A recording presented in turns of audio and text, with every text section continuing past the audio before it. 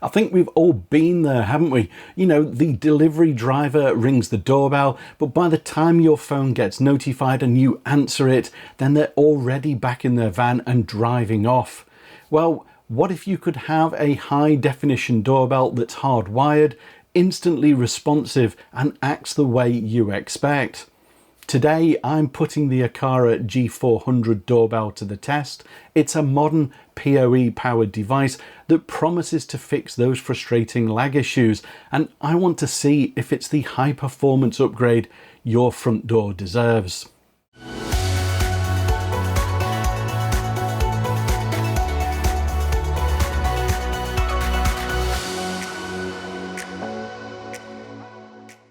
Hey everyone, my name's Simon and welcome to Byte of Geek, a channel that's all about home assistant and smart home technology.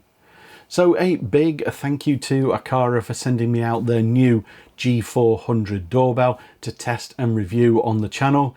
As with all my reviews, they've had no editorial input into this video and you'll get my honest thoughts and opinions about it. So what we're looking at here then is the new Aqara G400 doorbell.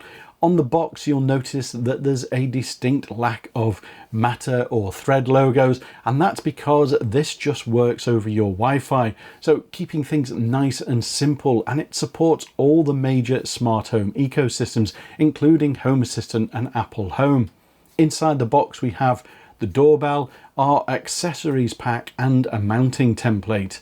In the accessories box, we have a rubber grommet, screwdriver, mounting brackets, including an angle plate, fixings and wiring connections if you're going to connect it to existing doorbell wiring, a separate doorbell chime, and a USB cable. The front of the G400 has a modern gloss black look to it.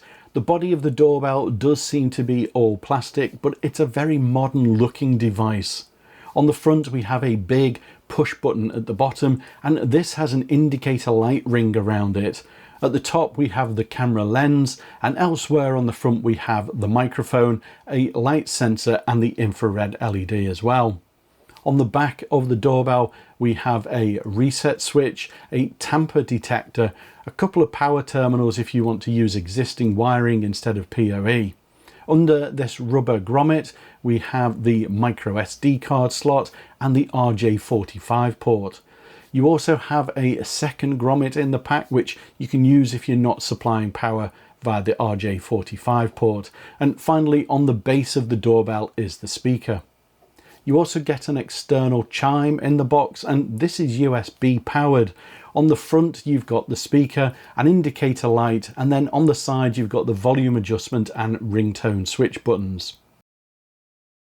Getting the G400 doorbell set up is quick and simple. I'm connecting it via PoE, so I just need to connect my Ethernet cable into the back of the doorbell. One thing you'll need to watch out for here, if you're using a pre-made cable with strain boots already fitted, then you almost certainly won't be able to put the rubber grommet back in place. That's fine, as the doorbell will remain waterproof, but if you're making your own cable, then you can work around this by not putting a boot on the cable. Once you've done that, then the button on the front will start flashing yellow. Just go into the Aqara app where it will have automatically found the doorbell. You just select that and then scan the QR code on the back, and within a few seconds the doorbell will have been added to the Aqara app. Now, looking at the specification of the doorbell camera, and this has a 2K camera with a resolution of 1536 by 2048, and with that you have a diagonal field of view of 165 degrees head to toe. You get colour footage during the daytime and infrared black and white at night. It's powered either by PoE or your existing wiring, as long as it's AC 12, 16, 18 or 24 volts. It's IP65 rated, it has a local storage of up to 512 gigabytes via a micro SD card, and it'll connect either via 2.4 or 5 gigahertz Wi-Fi. It has a host of detection features, both local on device and cloud-based ones as well, and it'll work with Home Assistant, Google Home, SmartThings, Amazon and Apple Home. So in the Aqara app, you can place the camera feed on your home screen where you can see the live footage. In the main view, you have your control panel along with various options such as your video history, quick replies, of which you have some defaults, and you can also record custom ones yourself, and you also have your integrated events. You can also view a timeline of events that include the detection type as well as the corresponding footage, and you can filter these by type and date, and you've got different ways to view them depending on what you're looking for. In the settings, you've then got options for different types of notifications, which you can toggle on and off, and you can set up schedules for the events as well, and you can also have an option to filter out duplicate events and therefore doing away with the notification spam that you can sometimes get. You've got your usual video settings, so things like footage brightness, and for reference, any footage that you see in this video has been recorded with it set to auto adjust. Along with that, you also have things like timestamps and logos, plus the option to define a privacy mask area as well. In your sound settings, you have volume controls for both calls and the ringer on the doorbell outside. You can also choose one of 3 different ringtones that the doorbell sounds outside when the button is pressed. And as I mentioned earlier, you can also record your own custom sounds for playing back as well. I've got some day and nighttime footage from the doorbell now, and it's a bit of a cloudy day out there today, but as you can see, the image quality is very good. You've got some curvature around the edge of the lens, which is common on these top to toe cameras, but everything is clear and there's good color reproduction as well. As I mentioned earlier, this is with the brightness set to automatically adjust, and I don't think that it's doing too bad at all. In the nighttime then, and you've got your black and white footage, and for a 2K doorbell camera, I don't think that's too bad. The only additional lighting in this footage is from the lamppost, which is over 30 feet away, so the lens is working really well in low light conditions. It's worth noting here that the colour footage was recorded at 20 frames per second and the black and white was recorded at 15 frames per second. Now, one thing you see mentioned all the time with doorbells is the delay when someone rings it. I tested the G400 connected via PoE and with my phone over both Wi-Fi and 4G connections, and the response time was less than a second, which is very impressive, and I don't think you'd have any issue with someone talking over you, or even worse, walking off because they don't think you've responded. If you're using Home Assistant, then you can easily add the doorbell as a generic camera stream via the RTSP settings in the Aqara app.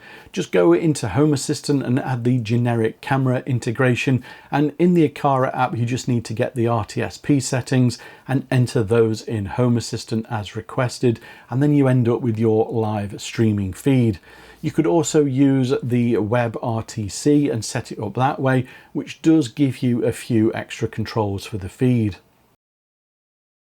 The Aqara G400 has quite a few event detection features, which makes this more than just a simple doorbell.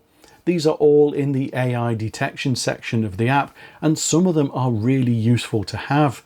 You've got your regular person, vehicle and animal detection, and you've also got things like face and package detection. With the face detection, you just take a selfie, and then when the doorbell detects that face, you get told who it is, both in the notifications as well as on the event timeline. And when I tested the package detection, it does seem to work extremely well.